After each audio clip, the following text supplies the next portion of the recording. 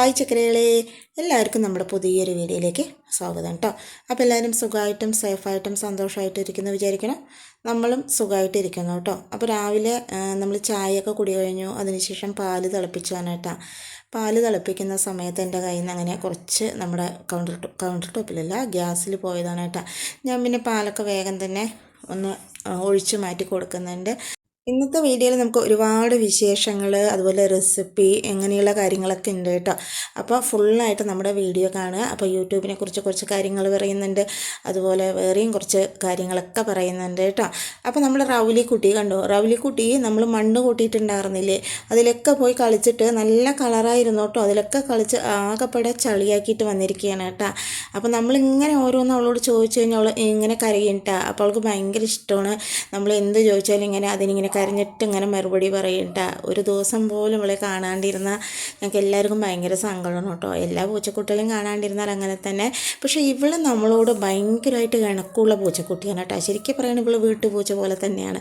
മറ്റുള്ള പൂച്ചകൾക്ക് ഇത്ര ഇണക്കം നമ്മളോടില്ല. പക്ഷേ ഇവളെ പറയുമ്പോൾ നമ്മുടെ കൂടെ കിടന്നുറങ്ങും. അതുപോലെ നമ്മളിങ്ങനെ എടുത്താൽ മിണ്ടാണ്ടിരിക്കും, നമ്മളെ മാന്തുക, അങ്ങനെയുള്ള ഒന്നും ചെയ്യില്ല കേട്ടോ. പിന്നെ വേറെ വൃത്തികേടൊന്നും ചെയ്യില്ല. അതുപോലെ നമ്മുടെ അടുക്കളയിൽ വന്നു കഴിഞ്ഞാൽ എന്തെങ്കിലുമൊക്കെ തലയിടുക, കട്ട് തിന്നുക, അങ്ങനെയുള്ള പരിപാടിയൊന്നുമില്ല അവൾക്ക് കേട്ടോ. അവൾ ഭയങ്കര ഡീസൻ്റാണ്. അവളെ നമുക്ക് അടുക്കളയിലാക്കിയിട്ട് എവിടെ വേണമെങ്കിലും പോയിട്ട് വരാം കേട്ടോ. അവൾക്ക് ഏറ്റവും കൂടുതൽ ഒത്തിരി കൊതി തോന്നുന്നത് പാലിനോട് മാത്രമാണ് കേട്ടോ. നമ്മൾ വൈകുന്നേരമൊക്കെ നമ്മളെ പാല് തുറക്കുന്ന സമയത്ത്, പാല് തുറക്കില്ല, പാത്രം ഇങ്ങനെ തുറക്കണ സൗണ്ട് കേട്ടാൽ എവിടെയാണെങ്കിലും ശരി ഓടി വരും കേട്ടോ. അതുപോലെ തന്നെ നമ്മൾ പേര് വിളിച്ചു കഴിഞ്ഞാൽ, റൗലിന്ന് വിളിച്ചു കഴിഞ്ഞാൽ എവിടെയാണെങ്കിലും ശരി 3 വിളി വിളിക്കുമ്പോൾ 3ാമത്തെ വിളിയാകുമ്പോഴേക്കും കറക്റ്റായിട്ട് എത്തിയിട്ടുണ്ടാകും കേട്ടോ. അപ്പോൾ അങ്ങനെയാണ് അവളുടെ സ്വഭാവം കേട്ടോ. അവൾക്ക് അവളുടെ പേര് കറക്റ്റായിട്ട് അറിയും നമ്മൾ വിളിക്കുന്നത് കേട്ടോ. പിന്നെ നമ്മൾ ചക്ക വരട്ടിയത്, നമ്മൾ എന്താ പറയുക, കുറച്ച് ചക്ക കിട്ടിയിട്ടുണ്ടായിരുന്നു, അത് വരട്ടിയതാണ് കേട്ടോ. ഇപ്രാവശ്യം വരട്ടിയപ്പോൾ നമ്മൾ എന്ത് ചെയ്തു പറഞ്ഞാൽ കുറച്ച് ലൂസാക്കിയിട്ടാണ് വരട്ടിയത് കേട്ടോ. അപ്പോൾ നമുക്ക് വെറുതെ ഇങ്ങനെ കഴിക്കാനൊക്കെ നല്ല ടേസ്റ്റായിരിക്കും. അപ്പോൾ ഞാനത് തലേ ദിവസം ഇതുപോലെ അതിനൊക്കെ ചുളയൊക്കെ എടുത്തതിന് ശേഷം അത് കട്ട് ചെയ്തില്ല, അരച്ചു. ഇപ്രാവശ്യം നല്ലപോലെ അരച്ചിട്ടാണ് കേട്ടോ ചെയ്തിട്ടുണ്ടായിരുന്നത്. നല്ലപോലെ അരച്ചു. കഴിഞ്ഞ പ്രാവശ്യം നമ്മൾ ചെയ്തപ്പോൾ കൃഷി ചെയ്താണല്ലോ ചെയ്തിട്ടുണ്ടായിരുന്നത്. ഇപ്രാവശ്യം നല്ലപോലെ അരച്ചിട്ടാണ് കേട്ടോ നമ്മൾ നമ്മുടെ ചക്ക വരട്ടിയത് ഉണ്ടാക്കിയിട്ടുണ്ടായിരുന്നു. ചക്ക വരട്ടിയത് ഉണ്ടാക്കുന്ന സമയത്ത് ഞാൻ അതിൽ പറയാൻ വിട്ടിട്ടായിരുന്നു കേട്ടോ. അതിൽ നല്ലപോലെ മധുരം ചേർത്തിട്ടൊക്കെ നമ്മൾ ചക്ക വരട്ടി വെക്കുകയാണെങ്കിൽ ഒരുപാട് പെട്ടെന്ന് കേട് വരാണ്ടിരിക്കും. അതുപോലെ തന്നെ നമ്മൾ പായസം വയ്ക്കുന്ന സമയത്ത് മാക്സിമം നമുക്ക് പിന്നീട് മധുരം ചേർക്കേണ്ട കാര്യം വരില്ല കേട്ടോ. അപ്പോൾ കുറച്ച് മധുരമൊക്കെ അധികം ചേർത്ത് കൊടുക്കുകയാണെങ്കിൽ പായസമൊക്കെ വെക്കുമ്പോൾ പാകമായിരിക്കും കേട്ടോ മധുരം. പിന്നെ നമുക്ക് കുറച്ച് മാങ്ങ കിട്ടിയിട്ടുണ്ടായിരുന്നു. അപ്പോൾ അതൊക്കെ ഒന്ന് ക്ലീൻ ചെയ്തെടുക്കുകയാണ് കേട്ടോ കറി വെക്കാൻ വേണ്ടിയിട്ട്. അപ്പോൾ പണ്ടെന്ന് പറയുമ്പോൾ നമ്മൾ വീട്ടുകളിലെ മാവൊക്കെ ഉണ്ടാകും, നല്ല നാടൻ മാങ്ങ അല്ലേ, അതുകൊണ്ട് വെക്കുന്ന കൂട്ടാനൊക്കെ കഴിക്കാൻ ഭയങ്കര ടേസ്റ്റാണ് അല്ലേ. ഒരു മണം, പ്രത്യേക ഒരു മണമായിരിക്കും. ഈ ചക്കയും മാങ്ങയൊക്കെ കാണുമ്പോൾ ഞാൻ എൻ്റെ അമ്മ വീട്ടിലേക്ക് പോകുന്ന കാര്യമാണ് കേട്ടോ ആലോചിക്കാറുള്ളത്. അതിനെക്കുറിച്ച് നമ്മൾ വീഡിയോ ഒക്കെ കഴിഞ്ഞ പ്രാവശ്യം ചെയ്തിട്ടുണ്ട് കേട്ടോ. ഭയങ്കര സന്തോഷമാണ് സ്കൂൾ കൂട്ടിക്കഴിഞ്ഞാൽ അങ്ങോട്ട് വിരുന്ന് പോകാനും. അതുപോലെ തന്നെ ഈ ചക്കയും മാങ്ങയൊക്കെ നമ്മൾ പോകുന്ന സമയത്ത് നമ്മുടെ അമ്മയുടെ അമ്മ മുത്തിയമ്മ എന്നാണ് കേട്ടോ ഞങ്ങൾ പറയാറുള്ളത്. മൂപ്പത്തിയാർ അതൊക്കെ വൃത്തിയാക്കി ഇങ്ങനെ കഴിക്കാൻ തരും. നമ്മൾ വേണ്ട പറഞ്ഞാലും കഴിക്കുക പറഞ്ഞിട്ട് ഇങ്ങനെ തരും കേട്ടോ. നമ്മൾ പോണ സമയത്ത് ചക്കയൊക്കെ വരട്ടി വെച്ചിട്ടുണ്ടെങ്കിൽ ഇതുപോലെ പാത്രത്തിലാക്കി കൊണ്ടുതരും കേട്ടോ. പണ്ട് പറയുമ്പോൾ ഇങ്ങനെ അടുപ്പിലൊക്കെ വെച്ചിട്ട് നല്ലപോലെ വരട്ടിയെടുക്കും. അത് വെളിയിൽ തന്നെ വെച്ചാൽ എത്ര കാലം ഇരുന്നാലും കേട് വരില്ല കേട്ടോ. പക്ഷേ ഇപ്പൊന്നും അതുപോലെ വെളിയിൽ വെച്ച് കഴിഞ്ഞാൽ നന്നായിരിക്കില്ല, പെട്ടെന്ന് കേട് വന്നു പോവും. അതെന്താണെന്നറിയില്ല. അവരുണ്ടാക്കുന്ന ആ ചക്ക വരട്ടിയതിനും അതുപോലെ മാങ്ങ ഇടുന്നതിനൊക്കെ ഒരു പ്രത്യേക ടേസ്റ്റാണ് അല്ലേ. ആ ടേസ്റ്റൊന്നും നമ്മൾ ചെയ്താൽ വരാറില്ല അല്ലേ. കാലത്തിൻ്റെ മാറ്റമായിരിക്കും, അതുപോലെ അവരുടെ കൈപ്പുണ്യമായിരിക്കില്ല, അങ്ങനെയും കുറേ കാര്യങ്ങളൊക്കെ ഉണ്ടല്ലോ. പിന്നെ അവരുടെ സ്നേഹം, അതുകൊണ്ടൊക്കെ ആയിരിക്കില്ലേ. ഇപ്പം നമ്മൾ മാങ്ങ നല്ലപോലെ തൊലിയൊക്കെ കളഞ്ഞിട്ട് അതൊന്ന് റെഡിയാക്കി എടുത്തിട്ടുണ്ട് കേട്ടോ. പിന്നെ ഞാൻ അതിൻ്റെ തൊലി ഒന്ന് വെള്ളമൊഴിച്ച് പിഴിഞ്ഞെടുത്തിട്ടുണ്ട്.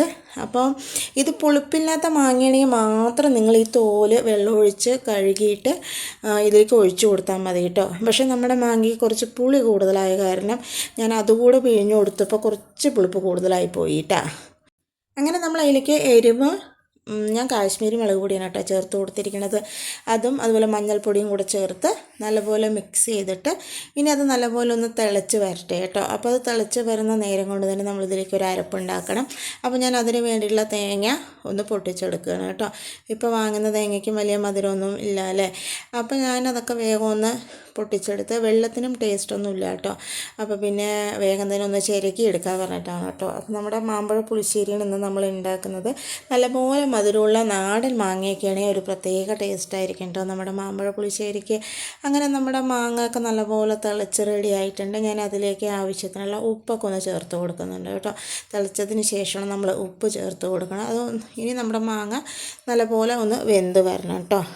അപ്പോൾ ഉപ്പ് ചേർത്ത് കൊടുത്തതിന് ശേഷം പിന്നെ നമ്മളിതിലേക്ക് ആവശ്യത്തിനുള്ള മധുരം ചേർത്ത് കൊടുക്കുന്നുണ്ട് കേട്ടോ. ഞാൻ ഉരച്ച് വെള്ളം എടുത്തിട്ട് നല്ലപോലെ തന്നെ കുത്തി ചേർത്ത് കൊടുക്കുകയാണ് കേട്ടോ. പഞ്ചസാര വേണമെങ്കിലും ചേർത്ത് കൊടുക്കുക, പക്ഷേ വെള്ളം ചേർക്കുമ്പോഴാണ് കുറച്ചുകൂടെ ടേസ്റ്റ് കൂടുതലുണ്ടാവുക കേട്ടോ. അപ്പോൾ ഞാൻ അതിലേക്ക് ഒരച്ച് വെള്ളമാണ് കേട്ടോ ചേർത്ത് കൊടുത്തിരിക്കുന്നത്. ഇനി വേണമെങ്കിൽ നമുക്ക് നോക്കിയിട്ട് ചേർത്ത് കൊടുക്കുക പറഞ്ഞിട്ട് കുത്താണ്ടും ചേർത്ത് കൊടുക്കുക കേട്ടോ. കുത്തിയിട്ടാകുമ്പോൾ പെട്ടെന്ന് തന്നെ അരിഞ്ഞ് കറക്റ്റായിട്ട് വരും കേട്ടോ. പിന്നെ ഞാൻ അതെല്ലാം ചേർത്ത് കൊടുത്ത് നല്ലപോലെ തന്നെ ഒന്ന് മിക്സ് ചെയ്തെടുക്കുന്നുണ്ട്. നമ്മുടെ മാമ്പഴ പുളിശ്ശേരി എന്ന് പറയുമ്പോൾ കുറച്ച് മധുരമൊക്കെ വേണമല്ലോ. അപ്പോൾ അതും കൂടി ചേർത്ത് റെഡിയാക്കിയിട്ട് വെന്ത് വരട്ടെ കേട്ടോ. പിന്നെ ഇതിലേക്ക് നമ്മളൊരു അരപ്പ് എടുക്കുന്നുണ്ട്, അരമുറി തേങ്ങ ചേർത്ത് കൊടുക്കുന്നുണ്ട്. പിന്നെ അതിലേക്ക് നമ്മൾ കുറച്ച് ജീരകം, അതുപോലെ കുറച്ച് കുരുമുളക് ചേർത്ത് കൊടുക്കുന്നുണ്ട് കേട്ടോ. ഞാൻ പച്ചമുളകൊന്നും ചേർക്കാറില്ല, ചിലർ പച്ചമുളകൊക്കെ ചേർത്തിട്ട് ചെയ്യുന്ന കാണാറുണ്ട്.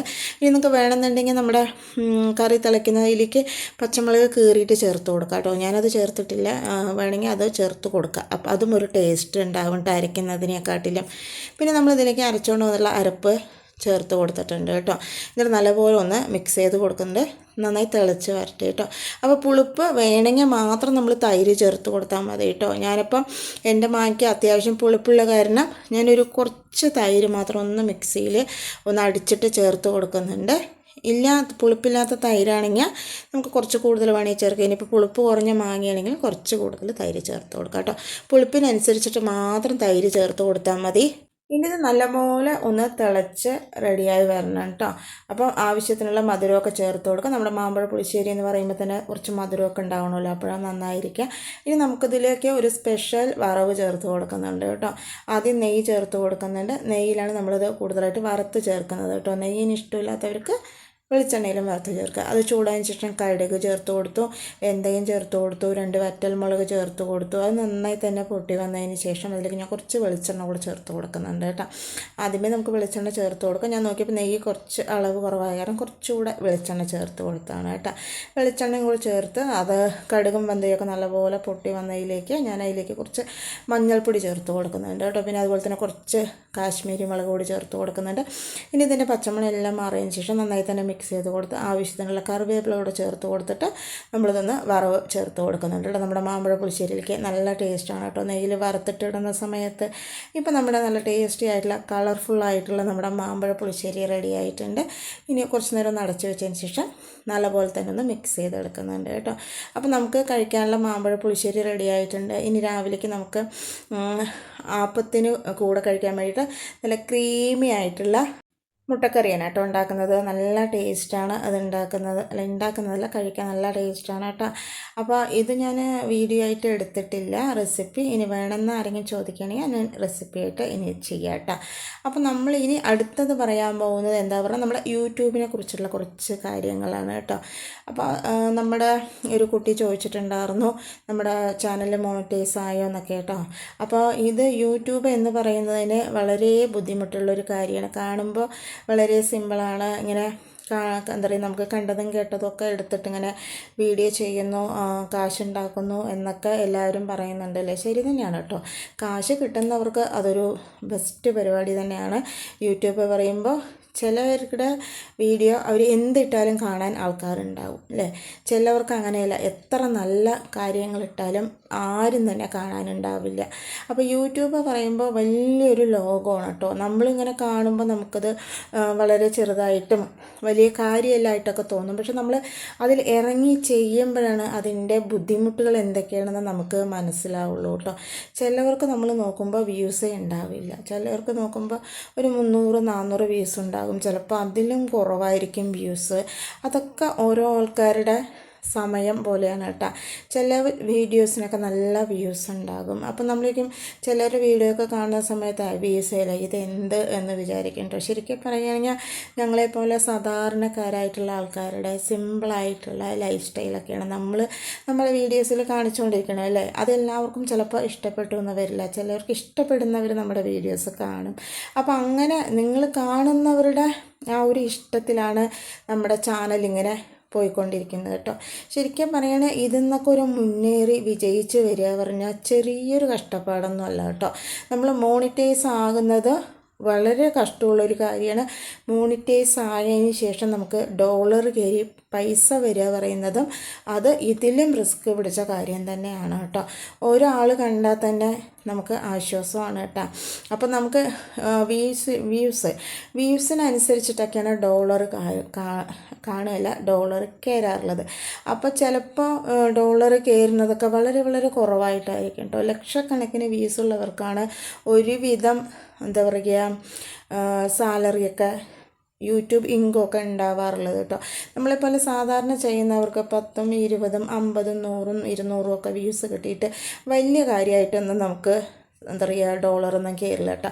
1 പൈസ 2 പൈസ കയറി അത്ര തന്നെയാണ് കേട്ടോ. അപ്പോൾ ഇതിൻ്റെ കൂടുതലായിട്ട് നമുക്ക് ഡീറ്റെയിൽ ആയിട്ട് പറയാൻ അറിയില്ല എങ്കിലും നമ്മുടെ ഇത്ര നാളത്തുള്ള യൂട്യൂബിൻ്റെ ജേണി അനുസരിച്ച് പറയുകയാണെങ്കിൽ വളരെ കഷ്ടപ്പെട്ട ഒരു കാര്യം തന്നെയാണ് നമ്മൾ യൂട്യൂബിൽ വിജയിച്ച് നിൽക്കുക എന്നുള്ളതും അതിന്ന് പൈസ ഏൺ ചെയ്യുക എന്നുള്ളതും കേട്ടോ.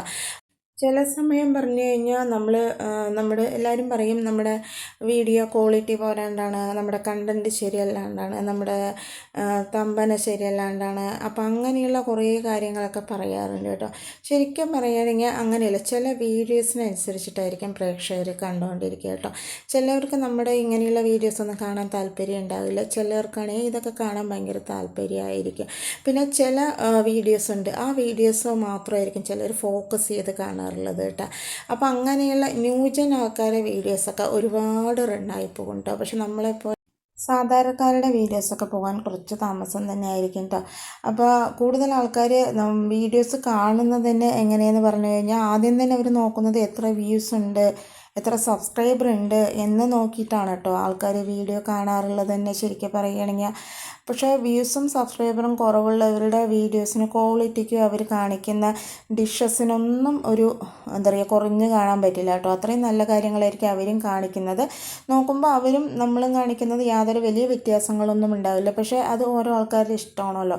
അപ്പോൾ അങ്ങനെ നമുക്ക് വ്യൂസ് കുറവാകാനും അതുപോലെ തന്നെ ഡോളർ കയറാനും ഒക്കെ ബുദ്ധിമുട്ടുണ്ടാകും കേട്ടോ. പിന്നെ അതുമാത്രമല്ല, നമ്മൾ വീഡിയോസ് കാണുന്നവർ എന്ത് ചെയ്യും പറഞ്ഞാൽ മുഴുവനായിട്ട് ചിലപ്പോൾ ആ വീഡിയോ കണ്ടുവെന്ന് വരില്ല. അവർ കുറച്ച് നേരം കണ്ടു കഴിഞ്ഞാൽ അവർക്ക് ബോറടിച്ച് കഴിഞ്ഞാൽ അവർ മാറ്റി വേറെ വീഡിയോ കാണും. അപ്പോൾ അങ്ങനെയും നമുക്ക് നമ്മുടെ ചാനലിൽ നമ്മുടെ ഇടുന്ന വീഡിയോസ് ഫുള്ളായി കാണാത്തത് കൊണ്ടും നമ്മുടെ വീഡിയോയ്ക്കും ക്വാളിറ്റി കമ്മിയാകാറുണ്ട് കേട്ടോ. അങ്ങനെ നമ്മുടെ ചാനൽ ഡൗൺ ആയി പോകാൻ കാരണമാകുന്നുണ്ട്. പിന്നെ അതുമാത്രമല്ല, നമ്മുടെ എന്താ പറയുക ഡെയിലി കാണുന്ന ആൾക്കാർ കാണാണ്ടിരുന്നാലും നമ്മുടെ വ്യൂസ് കമ്മിയാകും കേട്ടോ. അപ്പോൾ അങ്ങനെയൊക്കെ ആകുമ്പോൾ എന്താ പറയുക നമ്മുടെ വീഡിയോ ഒന്ന് പച്ച പിടിച്ച് വരിക, നമ്മൾ യൂട്യൂബിലൊന്ന് നിലനിന്ന് പോകാനൊക്കെ അത് ഒരു ബുദ്ധിമുട്ട് തന്നെ ആവും കേട്ടോ. ചിലപ്പോഴൊക്കെ നമ്മുടെ വീഡിയോസ് ഒരുപാട് വ്യൂസൊക്കെ ഉണ്ടെങ്കിൽ തന്നെ അത് മുഴുവൻ കാണാത്തതുകൊണ്ട് ചിലപ്പോൾ നമുക്കത് കമ്മിയാകാനും സാധ്യത കൂടുതലാണ് കേട്ടോ.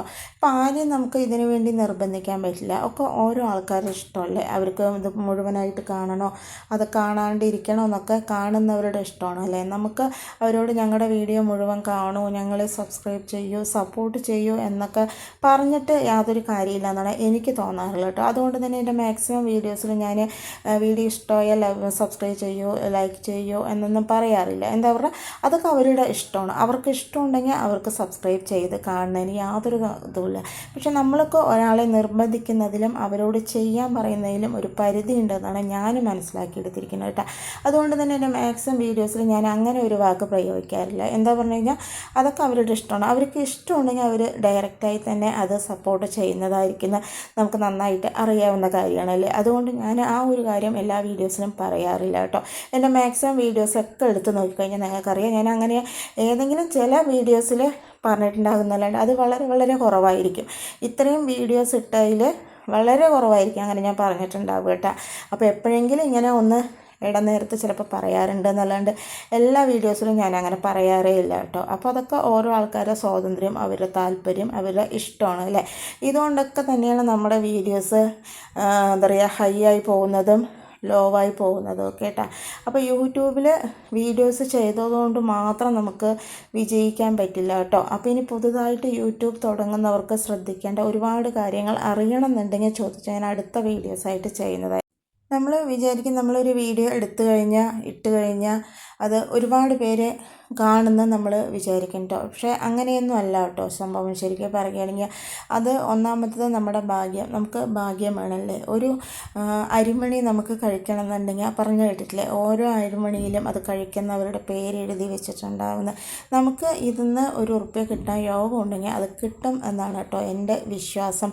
പക്ഷേ നമുക്ക് ഇന്ന് വരെ അതൊന്ന് പൈസ കിട്ടി തുടങ്ങിയിട്ടില്ല. അതുകൂടെ നമുക്ക് പറയാമല്ലോ. നമ്മുടെ മോണിറ്റൈസ് ആയാൽ തന്നെ നമുക്ക് പൈസ കിട്ടാനും ഒരുപാട് എന്താ പറയുക പ്രയാസമുണ്ട്. എന്താ പറഞ്ഞാൽ നമുക്ക് വ്യൂസ് കുറവാണ്. വ്യൂസ് കൂടുതലായാൽ മാത്രമേ നമുക്ക് അതിനനുസരിച്ചുള്ള എമൗണ്ട് നമ്മുടെ അക്കൗണ്ടിലേക്ക് വരുള്ളൂ കേട്ടോ. അപ്പോൾ അത് ഒന്നാമത്തത് കൂടണം. അപ്പോൾ നമ്മളിപ്പോൾ സാധാരണപ്പെട്ടവരുടെ വീഡിയോസൊന്നും കാണാൻ ആളില്ലെങ്കിൽ അത് ഡൗണായി തന്നെ ഇരിക്കുകയാണ് കേട്ടോ ചെയ്യാറുള്ളത്. പിന്നെ നമ്മൾ ഈ ചെയ്യുന്നത് നമ്മുടെ ഒരു ആഗ്രഹത്തിൻ്റെ പുറത്തും പിന്നെ നമ്മളെ പ്രതീക്ഷിക്കുന്ന കുറച്ച് നമ്മുടെ സബ്സ്ക്രൈബേഴ്സ് ഉണ്ട് കേട്ടോ. അപ്പോൾ അവർ നമ്മുടെ വീഡിയോസ് കണ്ടില്ലെങ്കിൽ ചോദിക്കും. പിന്നെ നമ്മൾ വീഡിയോസ് ഇട്ട് കഴിഞ്ഞാൽ അവർ കമൻ്റ് ഇടും. അപ്പോൾ അവർ കുറച്ച് പേര് നമ്മൾ പ്രതീക്ഷിക്കുന്നത് കൊണ്ട് മാത്രമാണ് നമ്മൾ പിന്നെ ഈ ചാനൽ നിർത്താണ്ട് അങ്ങനെ മുന്നോട്ട് കൊണ്ടുപോകുന്നത് കേട്ടോ. അപ്പോൾ ഞാൻ ഇതിനെക്കുറിച്ച് വ്യൂസ് ഇല്ലെങ്കിലും ചാനലിൽ വീഡിയോ ഇടുന്നതിനെ കുറിച്ചിട്ട് ഇതിന് മുമ്പ് ഒരു വീഡിയോ ചെയ്തിട്ടുണ്ടായിരുന്നു കേട്ടോ. അപ്പോൾ അങ്ങനെ കുറച്ച് കാര്യങ്ങൾ കൊണ്ട് തന്നെയാണ് നമ്മൾ പിന്നെ നമ്മുടെ ചാനൽ ഇങ്ങനെ തുടർന്നു കൊണ്ടുപോകുന്നത്. പിന്നെ നമ്മൾ യൂട്യൂബിൽ വീഡിയോ ചെയ്യാൻ ഏറ്റവും നമുക്ക് അത്യാവശ്യം വേണ്ടത് ക്ഷമയാണ് കേട്ടോ. ക്ഷമ ഉണ്ടെങ്കിൽ മാത്രമേ ഇതിൽ നമുക്ക് പിടിച്ചു നിൽക്കാൻ പറ്റൂ. ഇത് നമ്മുടെ കയ്യിലല്ല, കാണുന്ന പ്രേക്ഷകരുടെ കയ്യിലാണ് നമ്മുടെ ചാനൽ എത്രത്തോളം വളരുന്നു എന്നതുള്ളത് കേട്ടോ. അപ്പോൾ ഏറ്റവും കൂടുതൽ നമ്മുടെ യൂട്യൂബിൽ നിൽക്കാൻ നമുക്ക് വേണ്ടത് ക്ഷമ തന്നെയാണ് കേട്ടോ. അപ്പോൾ ഇനി നിങ്ങൾക്ക് യൂട്യൂബിനെ കുറിച്ച് എന്തെങ്കിലും കാര്യങ്ങൾ അറിയണമെന്നുണ്ടെങ്കിൽ അടുത്ത വീഡിയോയിൽ പറയുന്നതായിരിക്കും കേട്ടോ.